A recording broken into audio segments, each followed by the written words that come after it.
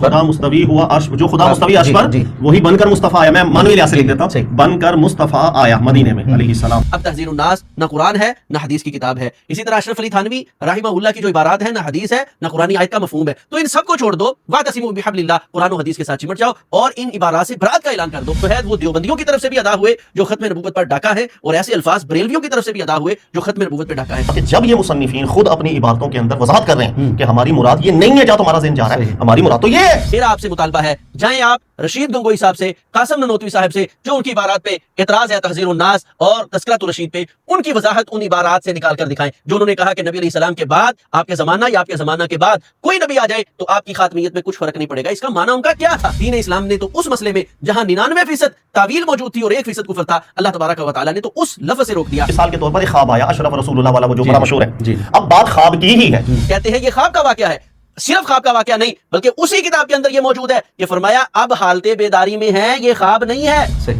जब मुतकल्लिम अपनी बात की वजाहत कर रहा हो तो सर मुझे फिर हक नहीं होता किसी चीज का। देखिए एक शख्स है, मैं इसकी छोटी सी मिसाल देता हूँ। एक शख्स है, उसने खुलेआम बोला 100 मजमे के अंदर मैं पक्का काफिर हूँ, और आप मुतलकन कुफर की मिसाल देकर कह रहे हैं मैं बाद में वजाहत करूंगा। बाद में वजाहत नहीं चलेगी। जब आप कुफरिया कलिमा बोलेंगे, ज़ूमाना लफ्ज बोलेंगे, जब आप मुतशाबे लफ्ज बोलेंगे, फौरन आपको वजाहत देनी होगी। वरना सैयदना उमर रज़ियल्लाहु ताला फरमाया करते थे निफाक का मसला नबी अलैहिस्सलाम के दौर के साथ था। अब हम जाहिर पर महमूल करेंगे, जो ज़ाहिरी तौर पर कलमा पड़ेगा उसको मुसलमान कहेंगे, जो ज़ाहिरी तौर पर कहेगा मैं काफिर हूं उसको काफिर ही माना जाएगा। अगर आप अपने मसले में सच्चे हैं तो फिर आपको मेरा पैगाम है कि आप खुले लफ्जों में इन सारी बारात से जो अशरफ अली थानवी रहमहुल्लाह की तरफ या इसी तरह कासिम ननोतवी की तरफ, रशीद गंगोही की तरफ मंसूब है, आप उन सारी किताबों से, उन सारी बारात से बरात का ऐलान करें। लंदन डिबेट के बाद बैनुल मसालिक हमारे यहाँ जो चिमगोइयाँ हुई, उनमें जो कादियानियों की तरफ से गुस्ताखाना इबारात और वो इबारात जिनसे ये असर दिया गया कि उन्होंने अहलुस सुन्ना के कई मसालिक ने इजराए नबूवत और ख़त्म नबूवत के मसला में जो है कुछ मामलात में तनकीस और कुछ मामलात में कमी की है, तो उसके बाद बैनुल मसालिक ये बहस बहुत ज़्यादा छिड़ गई, जिसकी वजह से आज हम देखते हैं कि कुछ लोग सफाई के नाम पे उन इबारात का गैर महसूस तरीके से डिफेंड करते नज़र आ रहे हैं। जैसा कि मुफ्ती कामरान साहिब, उन्होंने अपनी तरफ से इस मुनाजरे के बाद इबारात के ऊपर हल देने के लिए और लोगों में नरमी और आसानी देने के लिए चंद एक असूल कायम किए। लेकिन अगर हम उन असूलों को मुफ्ती साहब के तनाजुर में देखते हैं तो शायद उनके उसूल उनके अपनी ज़ात के साथ ही हमें टकराते हुए नज़र आ रहे हैं। मिसाल के तौर पर सबसे पहला उसूल कायम करते हैं कि अल्लाह करे अल्लाह कोई ऐसी राह निकाल दे कि ये लोग आपस में मुत्तहिद हो जाएं, मुत्तफिक हो जाएं।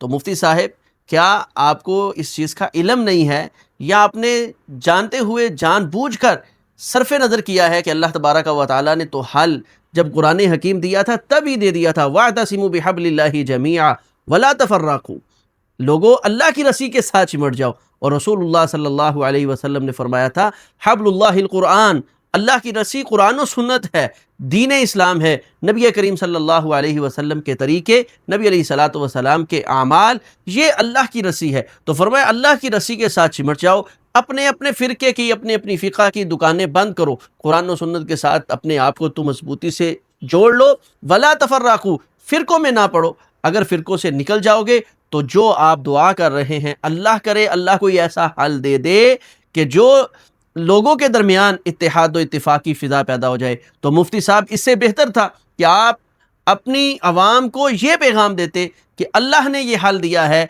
अब तहज़ीरुन नास न कुरान है न हदीस की किताब है। इसी तरह अशरफ अली थानवी रहमहुल्लाह की जो इबारात है न हदीस है न कुरानी आयत का मफहूम है। तो इन सब को छोड़ दो, वातसिमू बिहब्लिल्लाह, कुरान और हदीस के साथ चिमट जाओ और इन इबारात से बरात का ऐलान कर दो। आपका हक ये बनता था, आप अल्लाह से दुआएं तो वो कर रहे हैं लेकिन आपका जो तर्ज ज़िंदगी है वो इसके बिल्कुल उल्ट और मुखालिफ गया कि आपने उन इबारात से बरात का ऐलान नहीं किया।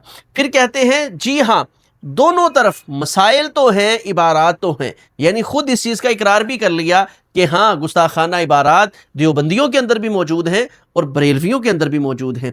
ऐसी अल्फाज जो है वो देवबंदियों की तरफ से भी अदा हुए जो ख़त्म नबूवत पर डाका है, और ऐसे अल्फाज बरेलवियों की तरफ से भी अदा हुए जो ख़त्म नबूवत पर डाका है। जब आप इस चीज़ का इकरार करते हैं, आखिर आपकी मजबूरी क्या है?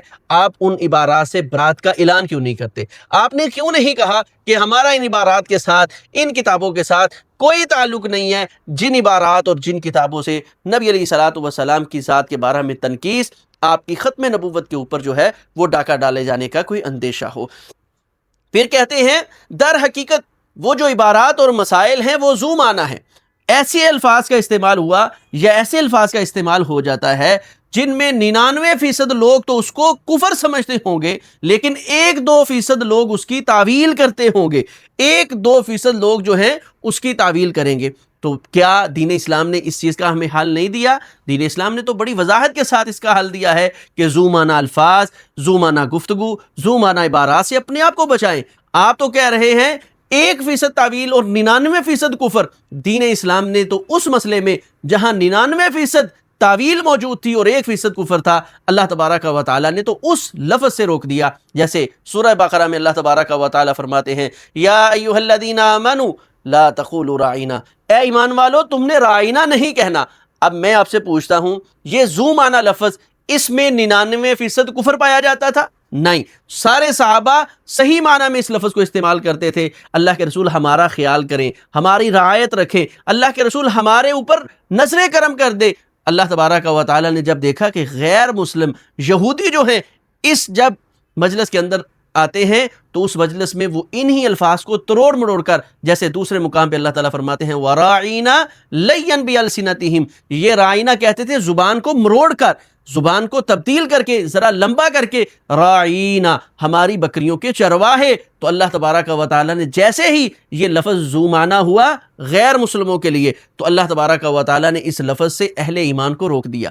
اہل ایمان 100% اس کو حق پر اس لفظ کو ادا کرتے تھے، جو ہے سچائی پر اس کو ادا کرتے تھے، لیکن اللہ تعالیٰ نے فرمایا لا تقولوا راعینا، بے شک تمہیں محبت ہے، عقیدت ہے، الفت میں اللہ کے نبی علیہ الصلوۃ والسلام سے کہہ رہے ہو کہ لا راعینا، ہماری رعایت کریں، لیکن آج کے بعد یہ لفظ آپ نے استعمال نہیں کرنا، بلکہ کیا کرنا ہے وقولوا انظرنا، آپ رائنا کی بجائے لفظ استعمال کریں، انظرنا کہیں۔ تو مفتی صاحب کتنا ہی بہتر ہوتا جو آپ پہلے دعا کر رہے ہیں، اللہ آپ کی وہ دعا قبول کرتے، آپ یہ پیغام ریکارڈ کرواتے، آپ کے دماغ میں یہ چیز آ جاتی، آپ فوراً ویڈیو کے اندر اس چیز کا اظہار کرتے کہ ہاں جب اللہ تعالیٰ نے شبہ والا لفظ، جس میں آپ تو 99% کفر کی بات کر رہے ہیں، میں کہہ رہا ہوں 1% کفر کا شبہ تھا، تو میرے رب نے وہ لفظ استعمال کرنے کی اہل ایمان کو اجازت نہیں دی۔ آخر آپ کا ایمان یہ کیسے گوارا کرتا ہے جن عبارات میں 100% کفر ہے، آپ ان عبارات کو بھی مان رہے ہیں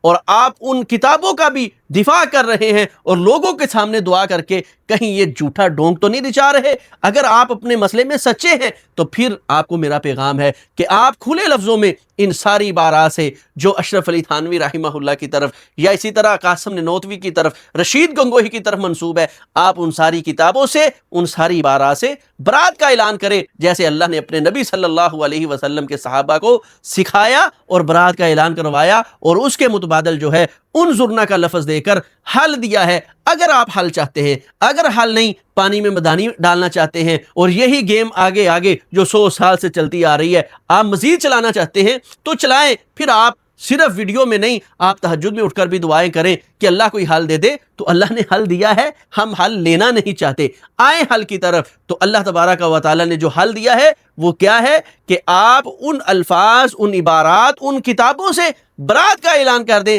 جن سے میرے نبی صلی اللہ علیہ وسلم کی ذات، آپ کے منصب، آپ کی نبوت، نبی علیہ الصلوۃ والسلام کے مقام عالی کی طرف ایک ذرہ برابر بھی تنقیص ہوتی ہے۔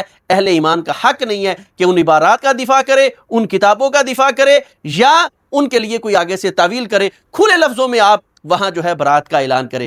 پھر کہتے ہیں کہ دیکھیں ہر لفظ کی تعویل ہے، تعویل ہو سکتی ہے۔ پہلی بات تو میں نے یہ کہی کہ آپ تعویل کرنے کی ضرورت ہی کیا ہے؟ کیا آپ کو صریح الفاظ نبی علیہ السلام کے ادب و احترام کے لیے نہیں ملتے؟ جب صریح الفاظ ملتے ہیں تو آپ کی نبی علیہ الصلوۃ والسلام کی شان میں وہ الفاظ کیوں استعمال کرتے ہیں جو نبی علیہ الصلوۃ والسلام کی ذات اور آپ کے مقام کے بارے میں تنقیص کا سبب بنتے ہیں؟ اور اگر آپ اس سے آگے بڑھتے ہیں اور آپ کہتے ہیں جی یہ دیکھیں، پھر انہوں نے تعویلات، متکلم جو ہے وہ خود اپنی بات کی وضاحت کرتا ہے، متکلم جو ہے وہ خود اپنی بات کو جو ہے صحیح معنوں میں بیان کر سکتا ہے، تو متکلم کی بات لینی چاہیے۔ میرا آپ سے مطالبہ ہے، جائیں آپ رشید گنگوئی صاحب سے، قاسم ننوتوی صاحب سے، جو ان کی عبارات پہ اعتراض ہے، تحذیر الناس اور تذکرۃ الرشید پہ، ان کی وضاحت ان عبارات سے نکال کر دکھائیں جو انہوں نے کہا کہ نبی علیہ السلام کے بعد آپ کے زمانہ یا آپ کے زمانہ کے بعد کوئی نبی آ جائے تو آپ کی خاتمیت میں کچھ فرق نہیں پڑے گا. اس کا معنی ان کا کیا تھا وہ بیان کریں. ان کے ہاں اس کی کوئی وضاحت کوئی تعویل ہے، یا جو تذکرۃ الرشید میں رشید گنگوہی نے لکھا کہ جو میری زبان سے نکلتا ہے وہی حق ہے، یعنی نبی علیہ الصلوۃ والسلام کا جو منصب ہے وہ مجھے عطا کیا گیا، جو نبی علیہ السلام فرماتے تھے کہ اے عبداللہ میرے منہ سے حق کے سوا کچھ نہیں نکلتا. تو یہی دعویٰ ایک عالم دین کرے جو آپ کے اکابر میں ہے کہ میرے منہ سے حق کے سوا کچھ نہیں نکلتا، تو کیا وہ منصب نبوت پہ اپنے آپ کو فائز نہیں کر رہا؟ کوئی تعویل ہے تو وہ تعویل کدھر ہے آپ ہی ذرا پیش کر دیں. یا جو پھر انہوں نے کہا کہ مثال کے طور پر پہلی تو بات ہے تعویل کوئی پیش ہی نہیں کی، پھر ایک تعویل پیش کی. ہاں جی دیکھیں نا اشرف علی تھانوی کا جو معاملہ ہے کہ اس مرید نے آ کر کہا تھا اللہم صلی علی سیدنا و مولانا و نبینا اشرف علی، کہتے ہیں یہ خواب کا واقعہ ہے. صرف خواب کا واقعہ نہیں بلکہ اسی کتاب کے اندر یہ موجود ہے کہ فرمایا اب حالت بیداری میں ہیں، یہ خواب نہیں ہے. کیوں نہیں آپ نے اس عبارت کو پڑھا کہ حالت بیداری آپ نیند کو کہتے ہیں، خواب نہیں ہے؟ کیا جاگتے ہوئے آپ کو خواب آ جاتے ہیں؟ کس چیز کو آپ یہ اس تعویل کی طرف لے گئے کہ وہ تعویل جس کا انکار انہوں نے اپنی کتاب کے اندر کیا ہے آپ کہہ رہے ہیں یہ اس کی تعویل بنتی ہے؟ کیوں آخر اس کے دفاع میں آپ اترے ہیں؟ برات کا اعلان کیوں نہیں کر سکتے؟ آخر مسئلہ کیا ہے؟ چلیں کم از کم آپ اس کی وضاحت کر دیں. پھر کہتے ہیں جی دیکھیں ہر لفظ کو میں کہتا ہوں میں پکا کافر ہوں، تو آپ کیا سمجھو گے مجھ پہ کفر کا فتویٰ لگے گا؟ ہاں اگر آپ مطلقاً کہیں گے کہ میں کافر ہوں تو آپ پر کفر کا فتویٰ لگے گا. جیسے رسول اللہ صلی اللہ علیہ وسلم کی روایت صحیح بخاری میں ہے، نبی علیہ السلام نے فرمایا جس نے اسلام کے بعد کسی اور ملت کی قسم اٹھائی اللہ کے ہاں وہ ویسا ہی شخص ہو جائے گا. آپ کہتے ہیں میں تعویل کروں گا، تعویل نہیں یہاں چلتی، یہاں وضاحت چلتی ہے. آپ نے جو قرآن کی 2 آیتیں پڑھی وہاں مطلقاً کفر کی بات ہے. وَمَن يَكْفُرْ بِالطَّاغُوتِ اگر صرف ہوتا وَمَن يَكْفُرْ وَيُؤْمِن بِاللَّهِ فَقَدِ اسْتَمْسَكَ بِالْعُرْوَةِ الْوُثْقَىٰ تو آپ کی دلیل بننی تھی. اللہ نے وہاں ساتھ ہی وضاحت کی ہے وَمَن يَكْفُرْ بِالطَّاغُوتِ جو طاغوت کا کفر کرے. آپ کہتے ہیں میں کہہ دوں میں پکا کافر ہوں تو میں پکا مسلمان ہو جاؤں گا. اللہ کے لیے وہ بات کریں جو منطق بھی سمجھتی ہو، جو فہم جو ہے اس کو قبول کرتا ہو. ایسی گفتگو نہ کریں جس کو فہم بھی لینے سے آری ہو اور اس سے بیزار ہو جائے. اور دوسری جو ہے آیت پیش کی کفرنا بکم کافروں ہم نے تمہارے ساتھ کفر کیا. مفتی صاحب یہاں مطلق کفر نہیں ہے، یہاں پر کافروں کو مخاطب کیا جا رہا ہے کہ ہم تمہارے ساتھ کفر کرتے ہیں، اور آپ مطلقاً کفر کی مثال دے کر کہہ رہے ہیں میں بعد میں وضاحت کروں گا.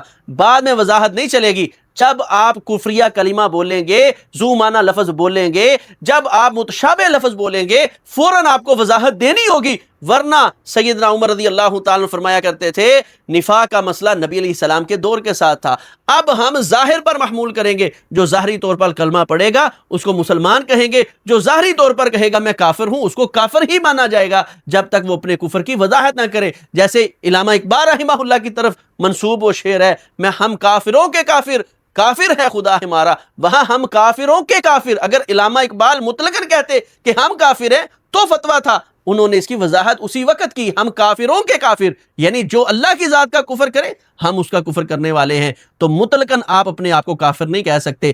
اگر آپ نے یہ جہالت کی بنیاد پر بات کی ہی ہے تو پھر کوئی مسئلہ نہیں، اور اگر آپ نے خیانت کی بنیاد پر یہ بات کہی ہے تو آپ اللہ سے توبہ کریں، معافی مانگیں، کلمہ پڑھیں کہ آپ نے کلمہ کفر کہا ہے. ایسا نہ ہو کہ آپ دائرہ اسلام سے خارج ہو جائیں اس مسئلے پر کہ آپ نے اسلام میں ہوتے ہوئے اپنے آپ کو مطلقاً یہ کہہ دیا کہ میں کافر ہوں. دین اسلام میں کہیں اس کی مثال نہیں ملتی کہ رسول اللہ صلی اللہ علیہ وسلم یا صحابہ اکرام یا قرآن کی کوئی آیت جس میں مطلقاً کسی انسان کو کافر کہا گیا ہو اور پھر اس کے ایمان کو تسلیم کر لیا ہو. اس لیے ایسا نہ ہو کہ وہ چند ایک عبارتوں کا جو ہے بے مقصد دفاع کرتے ہوئے اور بے معنی اس پہ آپ گفتگو کرتے ہوئے اپنے ایمان کو جو ہے وہ خطرے میں ڈال لیں.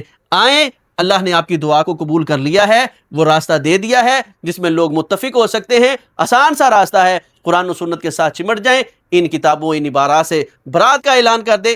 اسی میں نجات ہے، اسی میں اتفاق ہے، اسی میں اتحاد ہے، اور اسی میں دنیا آخرت کی بھلائی ہے. اللہ تعالی ہمیں حق کو سمجھنے اور اس پہ پھر عمل کرنے کی بھی توفیق عطا فرمائے.